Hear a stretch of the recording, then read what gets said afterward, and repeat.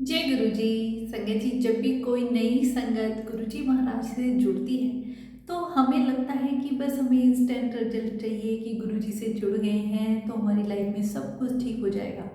आप ये बात समझ लें कि हमारे जीवन में जो भी सुख दुख आता है वो हमारे कर्मों का ही फल है, और गुरुजी महाराज तो हमारे यही कर्म काटने आए हैं। पर संगत जी, कर्म काटने में गुरुजी को भी वक्त लगता है। हमें नहीं पता हम पिछले जन्म में क्या कर्म करके आए हैं। संगत जी, आपको पता है जब गुरुजी महाराज के पास दो ही प्रकार की संगत आया करती। एक तो वो कि जिन्हें जाते ही गुरुजी महाराज तुरंत ब्लेस कर दिया करते थे। इतनी भीड़ में, इतनी सभा में से उन्हें चुनते, बुलाते और कहते जा तेरा कल्याण गीता, जा ऐश कर। तो ये क्या था? ये उनके पिछले जन्म के कर्म, या तो किसी ने बहुत ज़्यादा ही जप तप सिमरन किया है जिसका फल गुरु जी के पास जाते ही मिल जाता। और यह संगत जी, कितनी ऐसी संगत है जो कितने महीनों तक या कितने सालों तक लगातार गुरु जी के पास आती रही, गुरु जी उन्हें बुलाते रहे, बोलते रहे कल फिर आई, कल फिर आई, और ऐसे चक्कर कटाते रहे। तो इसका क्या मतलब है कि गुरु जी उनके कर्म काट रहे हैं। तो जब भी हमारे जीवन में किसी भी हमारी ऐसी इच्छा की देरी होती है तो आप ये बात समझ लें कि वो हमारे कर्म है जो गुरु जी महाराज बड़ी ही आसानी से कटवा रहे हैं।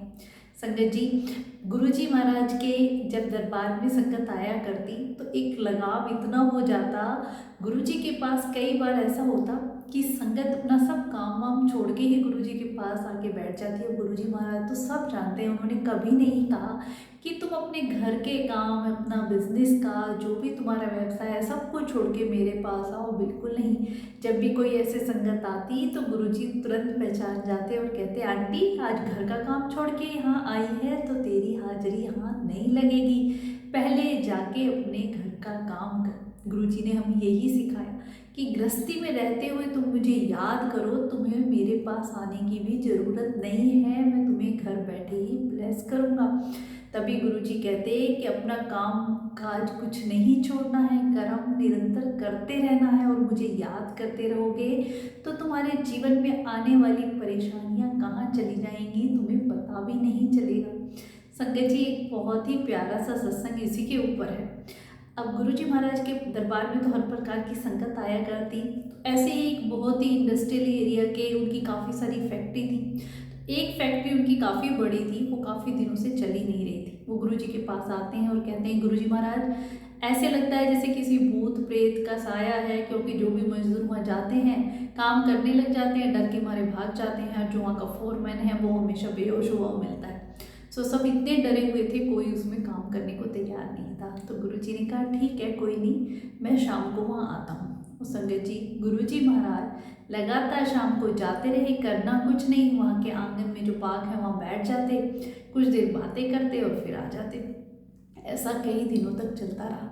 तो जब वहाँ पे जो चपड़ासी था वो गुरुजी महाराज को आते ही पानी देता, फिर चाय पिलाता। तो गुरुजी ने एक दिन उनसे कहा, और भाई सेठ तेरे क्या हाल है? तो कहता है गुरुजी, मैं कहाँ का सेठ, मैं तो इस फैक्ट्री में छोटा सा चपड़ासी हूँ, मेरे ऐसे भाग कहाँ कि मैं सेठ। तो गुरुजी ये कह के चुप हो गए। कुछ दिन बाद क्या होता है संगत जी, उस व्यक्ति से ही जो चपड़ासी था, कुछ लोग मिलने आते हैं और उनके हाथ में पेपर्स होते हैं। वो कहते हैं कि आपकी कुछ पास के गांव की करोड़ों की ज़मीन बिकी है और वो आपके नाम है, आप उसके मालिक हैं। वो कहते हैं जी मेरे तो कहीं आसपास कोई है ही नहीं ऐसा खानदान में जिसकी कोई ज़मीन हो या मुझे मिले। तो कहते हैं उस गांव में तुम्हारा एक फूफा तो ये वो बहुत याद करते हैं। कहते हैं हाँ, आना जाना तो नहीं है, पर हाँ ऐसे एक नाम के रिश्तेदार हैं जो मेरे फूफा जी लगते हैं। तो कहते हैं वही, उन्होंने अपनी विल में, अब उनकी मौत हो चुकी है, उन्होंने अपनी विल में आपका नाम लिखा है, और वो जो ज़मीन है वो कई लाखों की है, तो वो हम लेना चाहते हैं, आप हमें सेल कर दीजिए। संगत जी, उस वक्त उस जमाने की बात है जब वो ज़मीन 70 लाख की बिकती है और उस व्यक्ति के नाम विल होती है, उसे मिल जाती है। तो वो उससे फिर अपना कारोबार शुरू करता है, उसका ट्रांसपोर्ट का काम शुरू हो जाता है और वो बहुत ही बड़ा सेठ बन जाता है। देखा संगत जी, जो गुरुजी ने कह दिया वो तो सच होना ही है। गुरुजी सब जानते हैं कि हमारे जीवन में क्या घटने वाला है क्या नहीं। तो एक बार वो जब गुरुजी के पास आया, गुरुजी से मिलने, तो गुरुजी से देखते ही बोले, और भाई सेठ बना दिया ना तुझे सेठ? तो कहता हाँ जी गुरुजी, आपने बिल्कुल सही कहा था। तो गुरुजी बोले अब तो फैक्ट्री नहीं जाता। तो वो हंसने लग गया और बोला गुरुजी अब फैक्ट्री वाले मेरे पास आते हैं। तो गुरुजी भी हंसने लग गए और बाकी वहाँ संगत बैठी थी वो भी हंसने लग गई। गुरुजी बोले कभी भी अपना काम छोड़ के मेरे पास मत आओ, अपना काम सबसे पहले करो फिर मेरे पास आना।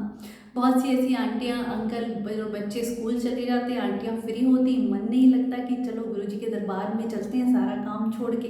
पर नहीं, गुरुजी उन्हें हमेशा यही कहते तुम्हारी हाजिरी यहाँ नहीं लगी है। गुरुजी ने कभी नहीं कहा कि तुम सब कुछ अपना छोड़ के ऐसे बैठ जाओ, नहीं। कोई पूजा पाठ नियम गुरुजी ने कुछ नहीं बताया संगत जी। गुरुजी ने हमारी सच्ची भक्ति, वो कहते हैं ना उठत बैठत सोवत जागत यही मन तुझे चितारे।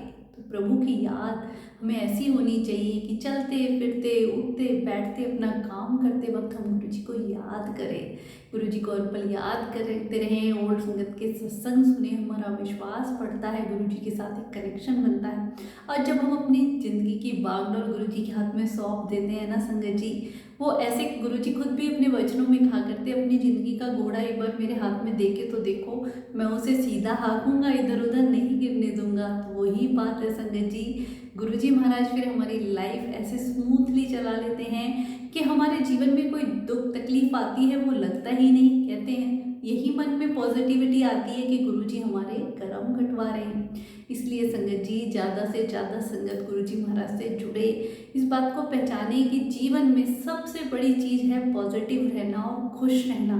ये जितनी भी मेटेरियलिस्टिक चीज़ें हैं ये हमें खुशी नहीं दे सकते हैं, हमारे चेहरे पे स्माइल इससे नहीं आ सकती है। वो केवल प्रभु की याद और सिमरन से और नाम जप से जो सुख शांति मिलती है ना संगत जी, वो किसी भी रिश्ते में नहीं, किसी भी ऐसी मेटेरियलिस्टिक चीज़ों में नहीं। क्यों ऐसा होता है कि बहुत पैसे वाले हैं और वो बहुत उदास रहते हैं, उन्हें सुख नहीं है? क्योंकि संगत जी असली सुख भक्ति में है, प्रभु की याद में है। और जो गुरुजी के हो गए, गुरुजी ने जिन्हें अपना लिया, उनका जीवन तो संगत जी बिल्कुल ही बदल जाता है। ये मेरा अपना पर्सनल एक्सपीरियंस है कि हर वक्त खुश रहने का मन करता है कि मेरे प्रभु हैं ना, सब संभालेंगे।